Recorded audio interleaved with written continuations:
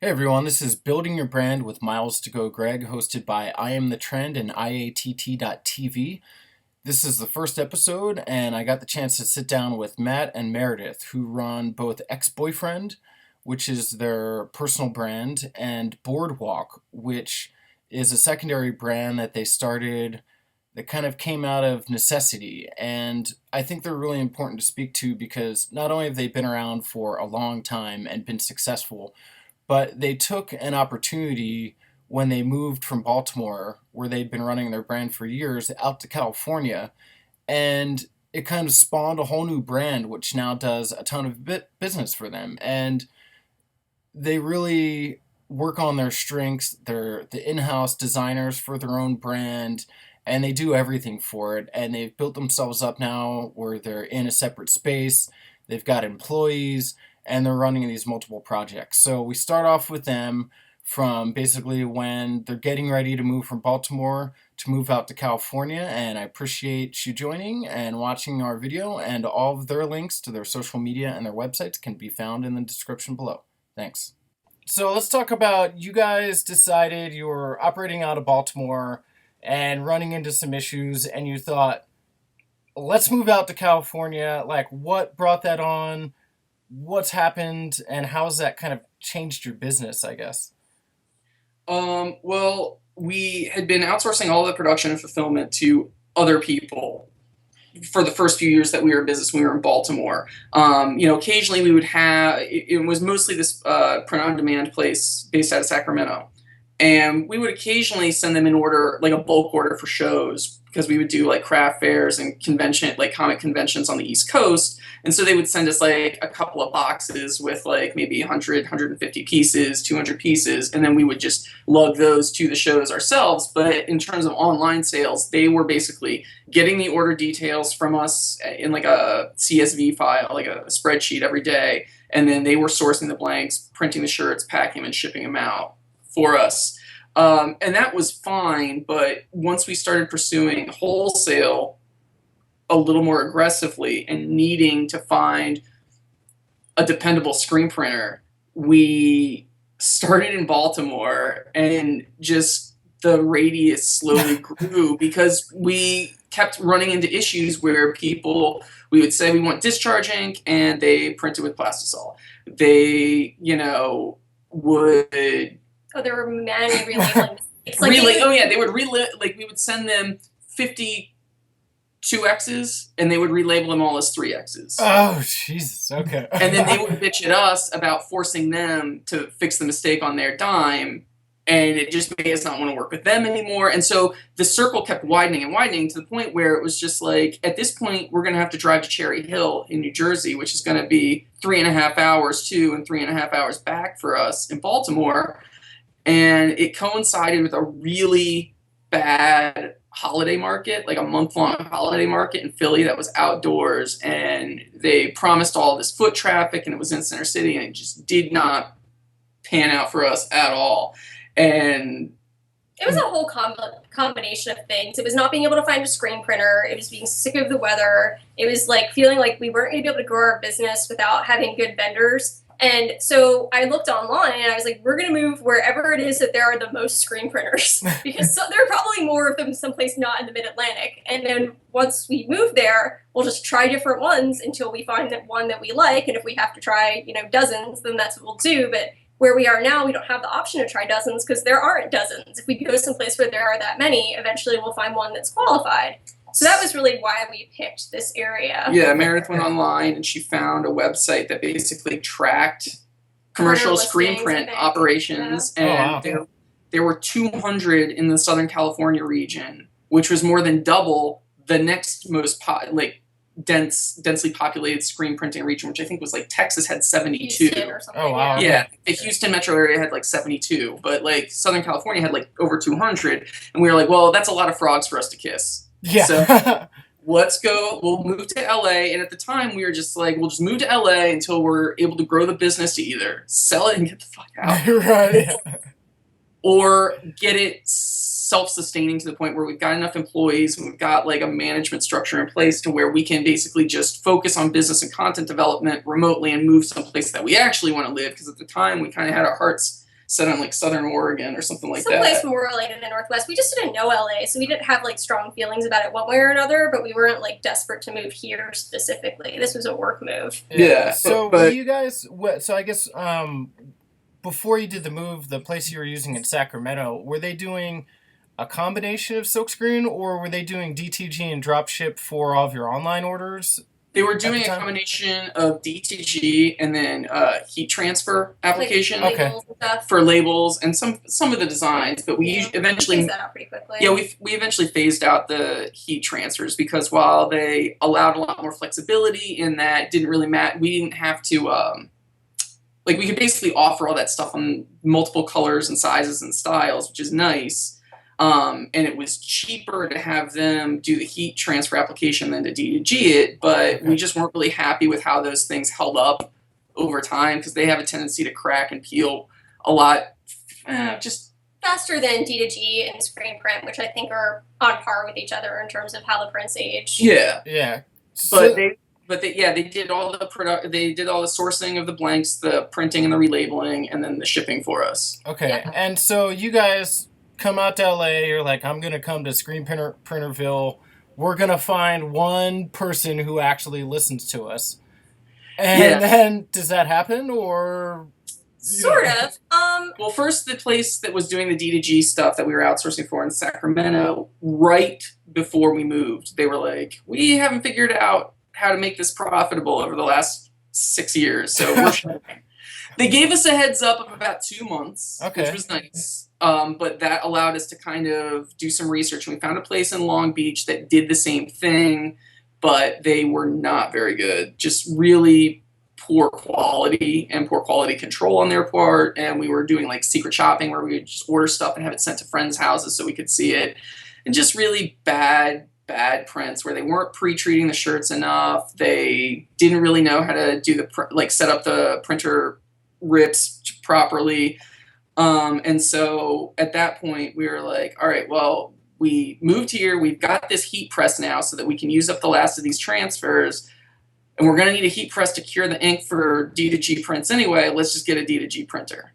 So we did some research online, found a place that would do like in-house demos with our art so we could see exactly how stuff gets ripped and printed and cured and everything. And then yeah, we ended up buying from them. What we didn't even think about when we moved here was it's not just like screen printer heaven, it's like casual wear heaven. So there's D2G suppliers here, there's tons of blank garment suppliers here, there's shipping suppliers here. Like everything we need to run our business is within an hour of us. So like it's just lucky that we ended up here because it's been so convenient in terms of getting all the stuff we need to do our job.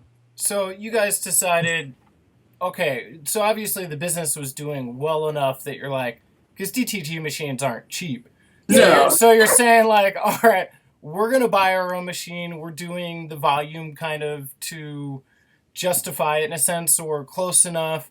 And then, I know you guys ended up kind of starting a second brand. Was that, like, how did that come about? Was it just, hey, we've got this machine, or was it, like how do you start a whole side brand, Well, to go back to your initial question about whether we found a screen printer that we could work with, we did try a few different ones out here, and we got a contact through a friend that we made at a wholesale trade show in Vegas, and he gave me the contact, or gave us the contact number. You reached out to him, and it was the production arm of the company that started Lucky 13. Okay. And so we went with them for a few production runs and had pretty good quality. And then that contact ended up leaving them. Well, they also folded that portion. They did, yeah. He left like a month before they decided we're going to sell off all of our M&Rs. We're going to just focus on content development without doing the production stuff. Right. So we continued kind of using him as a broker of sorts. We were like, hey, we've got this production run we need done. We know that you're mostly working in the headwear space right now, because he moved from like mostly t-shirt embellishment to hats, like snapbacks and stuff like that. But he still had because he's been here and working in the embellishment industry for like 20 years, we figured he was still a good resource. And so he was still kind of being a broker, and we would just pay him a little extra as a finder's fee for setting everything up. And then about a month after we moved into our commercial space here, a commercial screen printer moved in next door. And so we've used them a little bit too. But we've been getting much better screen printing results since we moved out here. Like, we haven't had all the issues with like tons of misprints or like the wrong art being printed or the wrong relabel going into a shirt. Like, we had that like every screen print run back east, and it happens very rarely here. So is it because are they more? Is it because maybe they're more like high volume shops that are sort of like used to a higher standard, or I think mostly it's because it's so densely populated with commercial shops. There's a lot of competition, and they want to do a good job because they want to retain you as a client. Right. I think that it plays a big part of it. Yeah, I think there's just more professionalism about it here because the industry is here, and you're not going to survive as a screen printer here if you're making these kind of amateurish mistakes that people get away with in the Mid-Atlantic where there's not much industry. Yeah, because all the places we worked with in the Mid-Atlantic, they predominantly did like mom and pops short run things for like local businesses, local churches, that kind of thing, and then they might have one huge account. Like the place that I worked at in Baltimore before focusing on our business full time, they would try and pitch to like the major big box retailers like Kmart, Walmart, Target, stuff like that. And every once in a while they might get a purchase order for their in-house content, but the big thing that they had, I guess it's not even their company anymore, I can say. So their big account was Tony Hawk. Oh, okay. And so, but like, and they basically ended up just expanding way too fast, way too much to be able to really know that they were going to consistently be getting the volume to support the cost of purchasing 2 cornets, which at the time were like $500,000 each. Plus they had like, I want to say like 12 8-pallet M&Rs plus a couple of 12 pallet ones. Like they had it was a massive operation that they had, but they just did other things business wise that weren't, I think, in the best interest long term. But man, I'm rambling. Sorry. No, well, I guess what I'm kind of getting to, which I didn't realize, is that you actually have a history in screen printing. Like you at a print shop, or so which makes guys like us both possibly the best customer because we do a good amount of volume, and the worst people to deal with because we know what it's supposed to look like. Yeah, we're such sticklers. Yeah. So yeah, I mean, I didn't work in the production side there. I just did design work and then color separation for printing films, for burning screens. But one of the things that they did do with all new employees that I thought was smart was everyone had to spend the first week on the job out in the production floor so that you understood exactly what every step involved and exactly what a pain in the ass it was if you gave the wrong specs to the people on the production side. Right. Like if you gave them the wrong PMS color and a red that was supposed to be like a 187 or a 188, like a dark blood red, and you told them 185 and it came out almost pink, you know? Yeah. So that's the kind of thing that I think helped me both understand how screen printing worked and also just made me a better designer even for the digital production too, because it got me a lot more attuned with like working in the CMYK color space and the RGB color space, and it got me thinking more about simplifying designs because of trying to keep costs down so I didn't have a ton of screens. Right. And I guess you see too, I know I talked to like the art guy at the print shop where I'm at, like you see so much bad art coming in from customers too that I think it actually like helps develop your eye a little bit, even more so as a designer yourself, or me being around a print shop constantly, seeing all this stuff coming in, you recognize a good design, what makes a good t-shirt, what works, what doesn't work, and like being able to then translate that and apply that to your own design work, I think probably helps out too, like seeing so much crap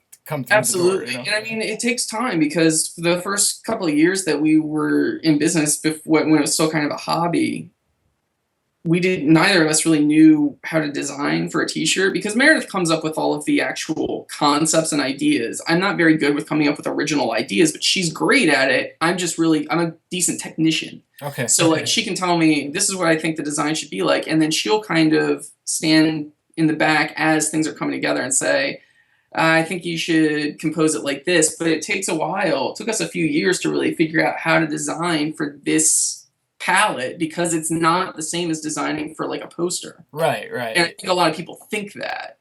So, I mean, with you guys being the designers, and with you doing your own artwork, do you guys ever outsource designs, or is everything designed basically in-house for you, for the brand? Occasionally, like you mentioned earlier, we after we moved out here, we started that second brand, which was very mercenary. We were just like, we want to be very trend oriented, because ex-boyfriend at the time, when we first started pursuing wholesale, we got some decent sized orders, but it became clear after about a year and a half of pursuing wholesale that our stuff wasn't on trend, and it was probably not going to be on trend for at least a few more years until everything cycles back around. We didn't want to junk up ex-boyfriend with a bunch of stuff that was like just trendy, but not really a fit for what we wanted ex-boyfriend to be. Yeah. So for that one, basically what we did was we brought out of retirement a bunch of old ex-boyfriend designs that didn't fit the current aesthetic, but we just needed to throw as much stuff up on, and initially it was just on Etsy. We threw as much stuff up there as possible because it's a numbers game. Right. If you have like 1,000 or 2,000 different designs, one of them is going to appeal to someone, and you'll be able to sell a lot of stuff. And so we used old retired ex-boyfriend designs, new content, and then occasionally we might go onto something like t-shirtfactory.com where you can buy designs. Okay. And you can pay for an exclusive license, but we never do. We don't. Because it's for Boardwalk, we don't really care about it in a kind of aesthetic way. And so we'll do that, but I think that stuff makes up less than 5% of the designs total. Yeah, we don't total. do very much. Okay, so, but you guys being able to do the numbers game of having like 500, a crazy amount of designs and options, that kind of stems out of you having your own DTG machine, so that's more of an option, I imagine, versus if you guys were having to screen print a run of everything and every color and everything. So the DTG really kind of like, with you guys being designers too, opened the door to allow this business to really exist then, in a sense, right? Yeah. The DTG basically allows us to be able to test designs, colorways, to see what people are going to respond to, because we tend to like really bright stuff, but that's rarely what people like. Why they want really kind of they want monotones on black. Yeah, or black, red, and white, like two of the posters back behind you. Yeah, exactly. And so the DTG basically allows us a lot of flexibility in terms of just market testing what sells and what doesn't, without having, like you said, having to invest like a shit ton of money up front on something that may take months or years to sell down. And once we have an idea of, okay, this works, people are responding to this, then we can save time and money by having someone screen print it for us and just keeping that on hand, either for shows or just to pick and pack really quickly when an order for it comes in. But for like low to middling sellers, it just makes more sense to just keep them available, because we still make money when they do sell, but we don't have to devote a bunch of money to having it printed ahead of time or a bunch of warehouse space to store it. And we're never out of stock of anything. If you want a 3X or you want an extra small, like, that's not a problem, because all we need to do is keep blank shirts on hand, and we get blank shirts shipped in pretty much every day. So we can always produce whatever. So do you have any tips that you give somebody else that's looking into kind of a drop ship or a DTG scenario with somebody else? Because I've seen your stuff and I felt it, and there's a big difference in people's DTG, same as there is with screen printing, and like you guys do some of the best DTG that I've like seen, like legitimately, and where I trust that you guys make great stuff. I've seen people also do nightmare jobs, crooked stuff, like putting the underbase too much, different things like that. The trapping is off. So like, what kind of tips would you give to somebody that's got a brand now that's thinking like, well, maybe doing a drop ship situation is right for me. Like, what do I look for? Order samples and secret shop from a company that uses the particular service you're looking into, so that you're not, because the sample is going to tell you part of the story, but companies are also going out of their way to make sure the samples that they sent out are like perfect. Right. Whereas they might not pay as much attention to detail if it's just a random online order for one of their clients. That's a great tip. Yeah, that's true. They will pay attention to the sample they're sending you is going to be, if they have to do 4 shirts to do it, Yeah. And also just become a student of design and the kind of files that D2G printers need. Because in addition to Ex-Boyfriend, the original brand, Boardwalk, the secondary brand, and our production arm, because even with Ex-Boyfriend, when we first got the D2G, we didn't have the order volume to keep it busy all week. And that's why we started this production arm where we would basically do drop shipping for other designers that didn't have the means of production, but wanted to be able to offer something other than just like posters or whatever. Okay.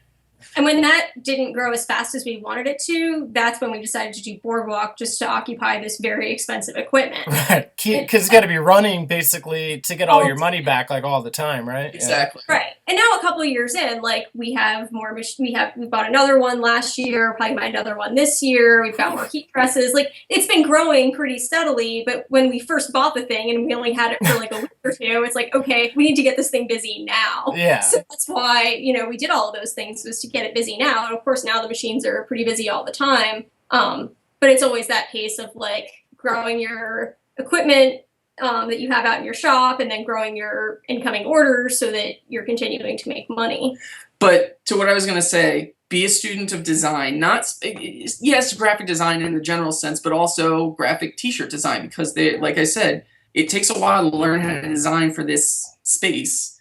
And you also need to really pay attention to the FAQs on these different service providers' websites. We still get prospective clients contacting us about samples, and they're sending us, they want like a full front print, and they're sending us like a 3" by 3" 72 DPI file, and they want it on like a black shirt, and it's just a flattened JPEG with like a white rectangle. And this is all addressed on our website, as are most questions pertaining to it, but most people just don't want to read. Yeah. And so they'd rather call and have me regurgitate everything that's on the website. See you, man. Bye. Sorry. So I mean, for you guys, and I know too, like with my brand, I serve as like the art director, but I went to school for art and design and graphic kind of design, and understand a file has to be 300 DPI at the size I want printed, things like that. Like, so you're suggesting like, and I definitely agree. It's like, watch videos online, do whatever you got to do, figure stuff out, like file preparation. And I did too with the belts that I used to make.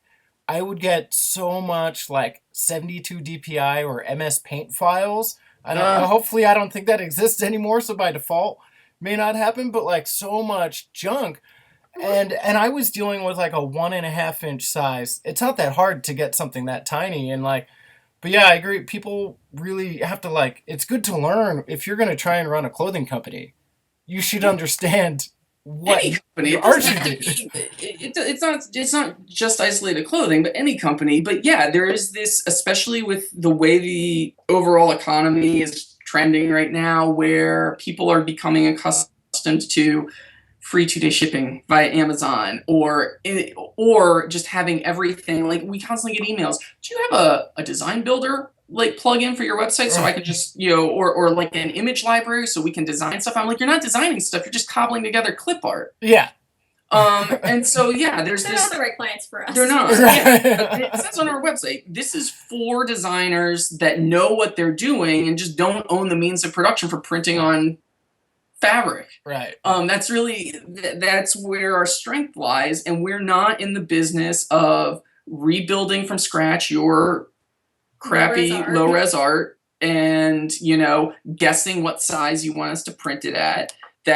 Because then if we're, and as I'm sure you know from the belts, from having to deal with that, if you're spending all of your time emailing back and forth trying to coach people up on acceptable file types and file prep and all that stuff, then it's just like, well, am I really charging enough for these services that aren't really part of what I'm offering, but are necessary for me to take in these orders because these people don't know what they're doing? Right. So yeah, samples, secret shop, learn about art, learn how to design, Or your industry.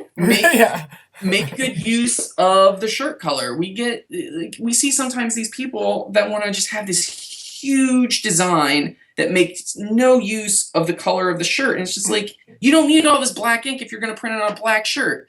First of all, the ink might not match the exact shade or hue of the dye. And second of all, it's just going to feel like you've got a bulletproof vest on, especially if you're not doing like discharge. And sometimes people will send us these huge designs, and it's just like a sheet of ink on there, and you know, it doesn't make a great finished product. Yeah. So another thing that I think you guys do really well that I'm hoping you can talk about is you sell on multiple channels, correct? So, you know, and obviously people, like a lot of people start with an Etsy, you know, or things like that, which I know as an idiot, I didn't have an Etsy until last year, added it as a secondary store, and it outsells my regular website on some days. And you guys do, so how, like, what are some of the positives and kind of negatives about moving into like a multi-channel, selling in multiple locations with your product? I'll let you feel that since you're more about the logistics. First of all, sort of on the point of what we were just talking about and getting into the point that we're about to talk about, a big question that I think anyone trying to do a t-shirt line needs to ask themselves is, are you selling what you want to sell, or are you selling what people want to buy? They're very different things. People shouldn't confuse them, because if you're doing this as a hobby and you don't care if you sell a lot, that's fine if that's the mentality you have about it. If you're doing this to make money, you really need to care about what people want to buy, not what you want to sell. So you really need to like research trends, see what's popular right now, what do people want to buy, can you design that way? That's how you'll make money. Or occupy such a unique and specific niche within the larger space, like Miles to Go or like Ex-Boyfriend, and be willing to put in the time to develop the following, whether it be by social media, shows, whether it's like Comic Cons, craft fairs, trunk shows, pop-up shows, to develop the following so that you've got like a built-in audience for that. Yeah, but selling what people want to buy is easier. So yes. It's definitely easier to make a lot more money at it. Like our second brand, that's its sole purpose, and it does really well. Does better than Ex-Boyfriend. But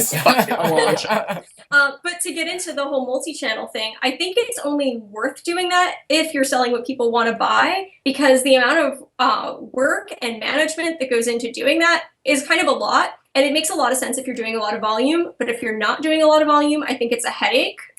Or equipped to scale commensurately with the increase in volume that you're going to get by adding sales. So we're talking like website, add an Etsy, eventually get to Amazon. You know, like I would imagine Amazon is kind of like, I've flirted with that and put some stuff up, and it seems almost like a total pain in the ass because I don't have like enough on there. But I almost don't want to at the same point. So, like, you know, Amazon we could talk about for hours. Yeah. I think that to be successful on Amazon, you need a lot of SKUs. There's other things you need, but that's one of them. But what I would say is you kind of have to be doing some decent volume to do these multi-channels, and they sort of feed each other. Like if you do multiple channels, you'll do more volume, but you kind of have to have a product that's conducive to doing a lot of volume for it to make sense to do the multiple channels. You need to use some kind of channel management tool. We use ShipStation, but some tool like that basically funnels all the orders into one place. Because if you're trying to we don't use ShipStation as it's intended at all. It's we don't, but other people could. It's just that Meredith knows how to code, and it integrates well with a lot of other sales channels. And so she's basically been able to get in there in the background and hack it all together so that it just basically funnels into our proprietary backend through Dropship D2G. Okay, I get That's more for our behind the scenes, what we do here. Yeah. That doesn't necessarily apply to his listeners, but Right. for your listeners, I would say something like ShipStation is nice because you could have a Shopify store, you could have an Etsy store, you could have an Amazon store, you could have, I think it goes on eBay, it goes on lots of different channels, but it pulls them all into one place. And then not only does it pull all the orders in, you can use the shipping functionality to create the shipping labels, And then when you do that, it sends all the shipping labels to all of those channels and closes out all those orders for you, which you need if you're doing that. Like, A you lot don't of want to be selling volume, like hundreds of things in a day and manually be going on to like half a dozen different websites, closing orders and putting in tracking numbers. Like, it's not possible. Yeah. So you need a tool like that to make it work. I think that's what we do. And I think probably most people that are selling on those multiple channels do that. But if you're willing to do that, then I do think it can be great. We do a lot of business with Amazon and Etsy, and we have a couple other ones we don't do as much with, but those are the two that we do the most with. So if you have a product that's good for them, then yeah, they're great ways to sell more. Yeah, I think too, like Matt, you were saying a little bit like some people I think forget the whole brand, like the branding in the brand, like they want to have a clothing company, a clothing brand or whatever their business is, and they forget like the time, everything that you got to do into it to build a brand, and it is building. It's not, you just don't jump out and you're like, hey, we're ex-boyfriend, we're here, what's up, buy our stuff. It's like, let's go. I've run into you guys multiple times at Comic-Cons and events and things like that, and going out and hustling and doing that. And you're right, Meredith, too. It's like when you probably can't support a second channel, or it might not be worth selling on Etsy as well as your website if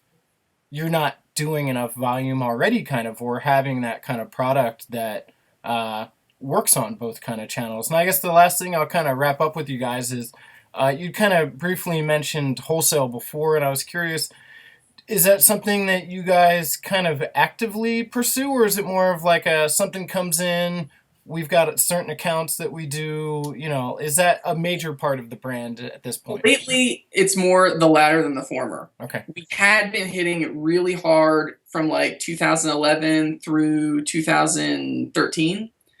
And then just kind of felt like we were banging our heads against the wall with ex-boyfriend because, like I said, it wasn't on trend anymore. Buyers weren't interested in, cute Japanese pop art inspired, brightly colored stuff at the time. And so we didn't really pursue it at all. We just put all of our focus into growing the online sales. And we still get the occasional wholesale PO, but it's not, wholesale used to comprise maybe 30% of our revenue pie. Now it's like 10. So it's not a focus anymore, really. Not right now, but it's something that we do want to revisit now, especially that we have so much of the means of production in-house. And we have a really on-trend brand that's been selling like crazy without really any effort other than, the multi-channel thing. The other thing I wanted to mention that I forgot to say, SEO, keyword use, that if you do decide to go the multi-channel route, you have to really be a student of keyword optimization and using keywords appropriately. That's what's going to sell your stuff on those channels. Like, we don't do any advertising on them. And oh, wow, okay. I think it's kind of a waste of money to advertise on that for those, like advertise for your website if you're going to advertise. You already have a user base with regards to Etsy of like probably 400 million. And you probably have closer to 1 billion on Amazon. So you're already going to have people looking in those specific search engines already. You just need to help them find it. I gotcha. By tagging all of your listings with the relevant keywords to the design or the product. Right. Okay. So yeah, we'll be revisiting wholesale with Boardwalk and some other lines that we're planning to do in the not too distant future. We want to do a couple of other ones that are like specific to certain customer demographics that we think we can do well with. Yeah, but we're hoping, if we're able to get all of our ducks in a row in the next few months, we'd like to revisit going back to Vegas and doing some of the wholesale trade shows there in August. Because we think, and we'll still exhibit ex-boyfriend there because there is still some niche appeal, but we also want to use it to showcase Boardwalk and the other line that we're hopefully going to be launching in the next couple of months there as well. Because we don't want to put all of our eggs in one basket, especially with regards to using other people's selling channels like Amazon and Etsy, because, who knows if those are going to be there forever. They may change the commission structure to make it less advantageous to sell on there. Okay. Like we do enough volume between both of those that it makes sense to take the hit in terms of the listing fee and the commission on Etsy, or just the commission on Amazon. They don't charge us a listing fee, dude. No, they don't charge a listing fee. They charge a monthly fee. Yeah. So a high monthly fee too. Yeah, exactly. Yeah, I mean, it is expensive. That's why I said don't do that unless you're going to be selling a lot of stuff. Yeah. But yeah, like so we've just launched an actual like online store for Boardwalk just A couple weeks a ago. few weeks ago. Oh, okay. And so it's on there. We've only gotten It's just got started selling stuff in the last like week, but it's only been up like less than 2 weeks. So it's going to take a while for it to do the kind of, thing that ex-boyfriend's website, standalone website does, where it consistently gets orders. It's been there a long time. A new website, it takes time to build, links to your site and get people coming to your site. It's a lot of work is really the thing that I think people should understand if they're trying to get into this. I think a lot of people have this mentality that like there are shortcuts and they see like the finished product of like maybe what you do or what we do. And they're like, oh, that looks like fun. And, they see the graphics part of it and think that's the job. The graphics part of it isn't really the job. There's, as you know, like there's so much behind the scenes stuff and there's so much doing stuff you don't like doing. It's a lot of hours. It's not a good thing to do if you're like, I just want to make a bunch of money and not work that hard. Yeah. Starting a clothing line is not the way. It's not. I can definitely attest to that. Yeah. Yeah, I would say that we spend maybe 10 to 15% of our work year on content development. The rest of it is just administrative stuff and then fulfillment. Yeah. And customer Production service. and all that. Yeah. Yeah. Yeah. Even stuff like product photography, like our Instagram is now full of like all these sort of like fun lifestyle shots that look like, oh, these people just like eat donuts and pizza and drink all the time. How fun for And them. hanging out at It's the just, beach like, and the desert. And it's just like, you have no idea how many shots we had to take and how many awkward poses we had to put ourselves or our models in to like get these shots. It's not what it looks like from the outside. And let me guess, you did that on a weekend? Of course, yeah. So, right. So not Monday through Friday during business hours. There are no days off. Exactly. Yeah. I think that's a good point to make. Yeah.